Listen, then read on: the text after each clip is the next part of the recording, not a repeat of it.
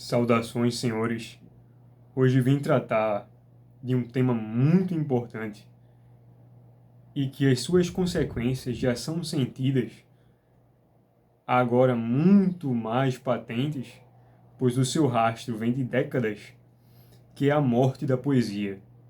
Como que a poesia se constrói, como ela se estabelece numa sociedade, numa cultura e como ela deixa de existir completamente. Sabemos que, para uma composição, para a formação de um poeta, é necessário uma inserção que não é possível declinar no conhecimento de todos os poetas anteriores até as épocas do mito. O mito fundador, que estabelece as sociedades, norteiam as formas de sentir daquele povo. Então temos Homero, Vigílio, temos todos os poetas clássicos, temos homens que, apesar de não serem poetas, utilizaram do recurso poético por conta da tradição do ensinamento clássico, e que o ensinamento clássico é esse arcabouço que protege você de cair num excesso ou do sentimentalismo barato, ou de um achismo completamente livre, de uma técnica que possa lhe aprimorar e lhe direcionar. Vivemos no Brasil uma verdadeira calamidade. Em primeiro grau, pela ausência de beleza. Em segundo grau, pela incapacidade de sensibilidade às palavras. E em terceiro grau, a displicência, indigência de que a poesia é, primeiro, um movimento interior e depois ela materializa-se na técnica. Não uma técnica rígida, porque para que um homem possa chegar a liberdade da criação, precisa passar primeiro pela técnica. Mas antes da técnica vem um movimento íntimo, que é assimilado pela leitura incessante, inesgotável, de todos os poetas. Que você tenha uma familiaridade ao nível de alma, que aqueles poetas dizem o que você não consegue dizer, da qual, se você pudesse, gostaria de ter dito antes dele.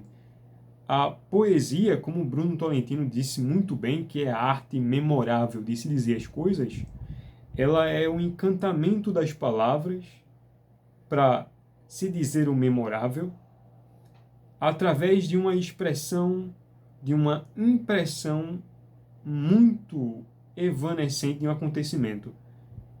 Porque não se faz teoria da poesia enquanto ela é escrita, mas sim a poesia é o corpo da sensação, o que lhe levou a dizer.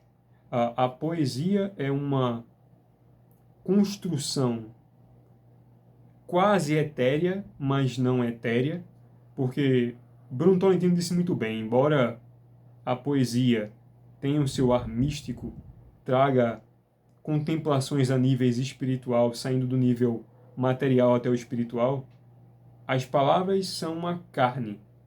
Então, os versos seriam a carne dessa linguagem espiritual. Mas todo o processo da construção dos poemas precisa obrigatoriamente passar pela transformação da sensibilidade, que eu já falei aqui em milhares de outros vídeos. A transformação da sensibilidade é como o batismo de fogo do poeta. O poeta, ele não escreve por conta da sua grande sensibilidade à beleza, mas por sofrer na ausência dela desejando-a. Ele capta os momentos que são indizíveis para a maioria das pessoas e a eterniza, aprisiona como num receptáculo, que seria esse receptáculo as formas do poema, seja um épico, seja o soneto, e nesse aprisionamento ele vai conservar para sempre aquela sensação momentânea que ele teve.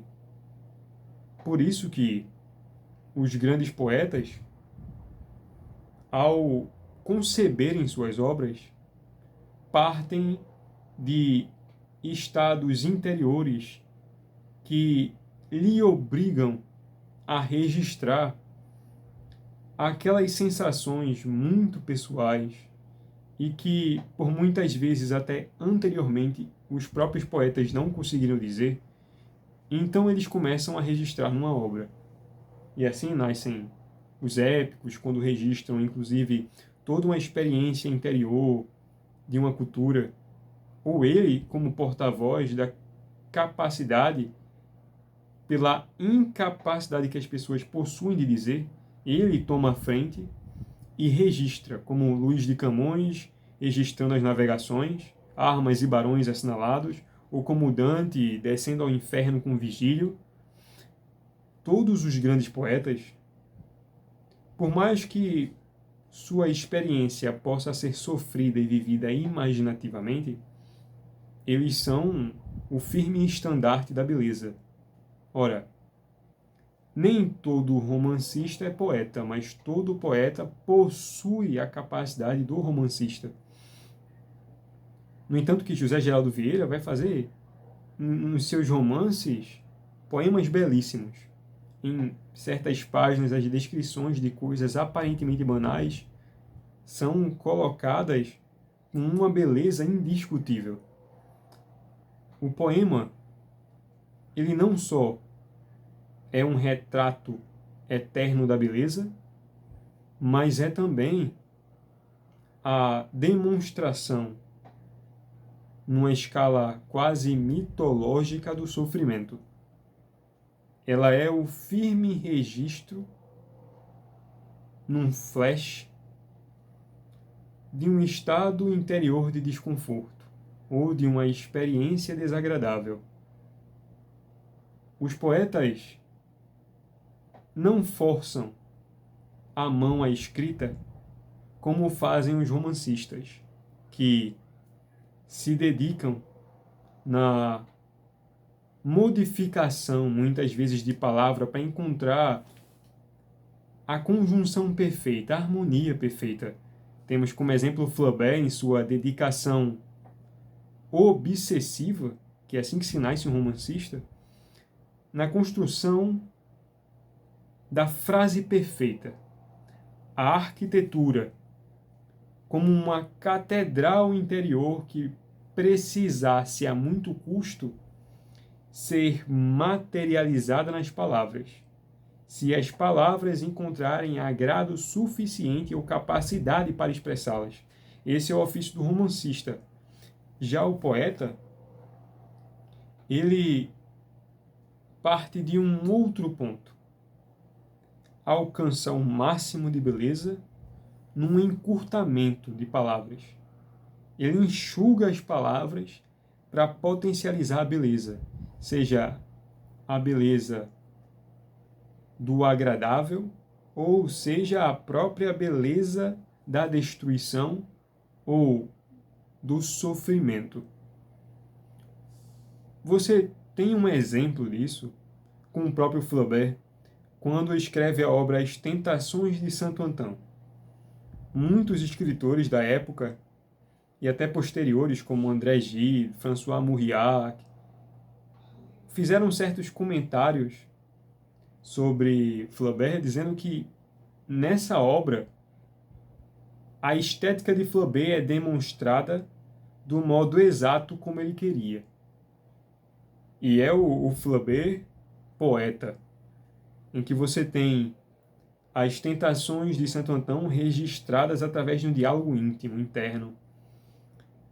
Mas que no romance há aqueles que, utilizando o recurso da poesia, fazem da escrita essa captação da beleza em estados íntimos, como fizeram alguns escritores. Você tem um exemplo de Virginia Woolf, você tem Clarice Lispector, que não são romancistas, apesar de terem uma narrativa, mas a construção não é de personagens, mas de estados interiores. Os personagens são desculpa para um diálogo interno.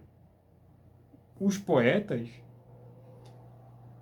como possuem muitas vezes a necessidade de largar a pena, de largar a caneta, para não forçar o verso, porque muitas vezes o fogo incandescente já desaparece e ele está sentenciado a esperar o próximo vento, o sopro da musa, embora muitas vezes a maioria dos seus versos serão jogados fora, porque não passam de experimentos ou tentativas de realocar palavras, de fazer um ajuste, mas ele sente que aqueles versos são apenas uma forma, um treino.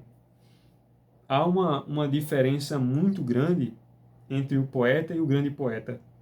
O poeta é o homem que consegue dizer as coisas tendo como arcabouço experiências anteriores dos poetas que ele leu, assimilou e compreendeu desde o íntimo da sua personalidade o que se está dizendo, a ponto de passar a dizer as coisas como eles disseram, mas ao mesmo tempo ele precisa encontrar o ponto fixo da sua voz que o livra do auto-engano de escrever somente bem a poesia. Por exemplo, depois de Camões, você tem ali a construção do soneto, vários poetas passaram a escrever como Camões. Você tem um exemplo de Mário de Sá, que utilizando o Fernando Pessoa como inspiração, escreveu como Fernando Pessoa, mas sendo completamente oposto. Encontrou a sua personalidade. Mas entre aqueles que são verdadeiros responsáveis por romper com a tradição e criar uma coisa completamente diferente como Rimbaud, e depois de ter alcançado o seu ápice e ver que não faria mais nada na poesia, largou tudo para ser traficante de armas, ou como exemplo de William Blake, que tendo uma espécie de aversão ao clássico, faz das suas palavras um clássico de uma outra forma, que é inclusive a crítica que T.S. Eliot vai fazer, que se Blake tivesse dominado o fogo do seu talento com forma, ele conseguiria alcançar um patamar maior. Mas também você possui alguns poetas que eles são poetas da ideia, como o caso de Paul Valéry, que a construção dos seus poemas é uma ideia purificada 10 vezes. Não são os ritmos da beleza, mas sim os ritmos da ideia registradas, como catalogar uma ideia de forma estética. Mas entre os poetas, há a necessidade da sensibilidade ao extremo do que escuta. As palavras não podem ter o significado imediato dicionarizado, mas o poeta é em si um sumo artífice das palavras em todas as escalas possíveis.